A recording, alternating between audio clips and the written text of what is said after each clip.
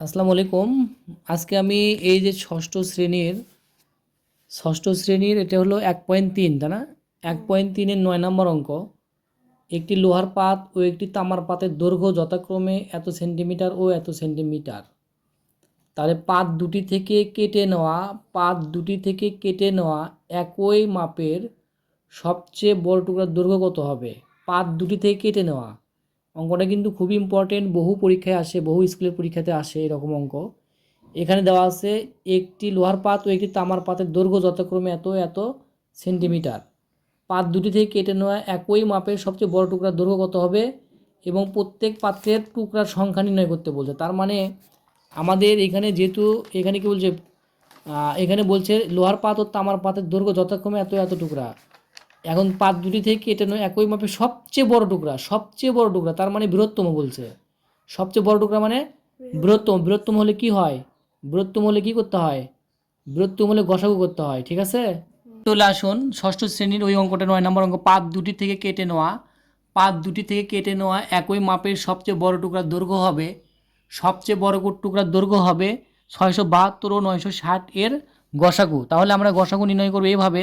আমার এখানে কয়বার যাচ্ছে? একবার, তাই না সাম্মি? 672 বিয়োগ করলে 8, 88, 88 এবং হাতে পড়ে 1, তাহলে এখানে 7, 288কে আমরা আবার 672কে ভাগ করবো। এখানে কয়বার যায়? 288 600 কয়বার যায়? এখানে মনে হয় 2বার যাবে। 2বার যদি 8 দুগুণ 16, 6 8 দুগুণ 16 আর 17, হাতে পড়ে 1, 2 দুগুণ 4 আর 5, বিয়োগ করো 12 থেকে 6 গেলে 6, হাতে পড়ে 1, 8 8 আর 17 থেকে 8 বাদ দিলে 8 9 10 11 12 13 14 15 16 17 96, তাই তো?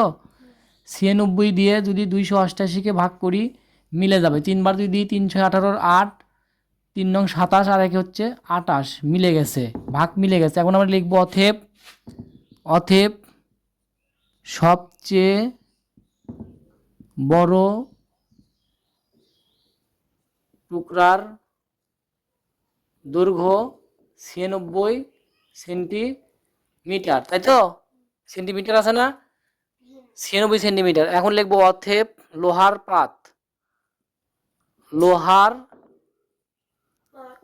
পাতের দৈর্ঘ্য লিখবো। লোহার পাত কত ছিল আমাদের? 672 নাকি? 672 ভাগ এই যে বড় টুকরা ছিল এটাতে ভাগ দিব, তাহলে বের হয়ে আসবে। তাহলে এখানে যদি 7 বাদ দিই, দেখেন 6 7 42-এর 2, 7 নং 63 আর 4 63 64 65 66 67, তাহলে আমাদের 7 বাদ দিলে মিলে যাবে, তাহলে 7 সেন্টিমিটার। এখন আমরা লিখবো তামার পাতের দৈর্ঘ্য। তাহলে তামার পাতের দৈর্ঘ্য, তামার পাত কত ছিল?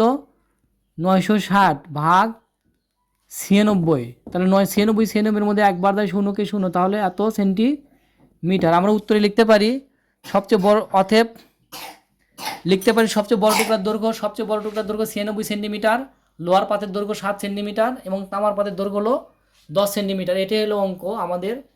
এই অঙ্কটা এইভাবেই করতে হবে। স্বামী বুঝছেন?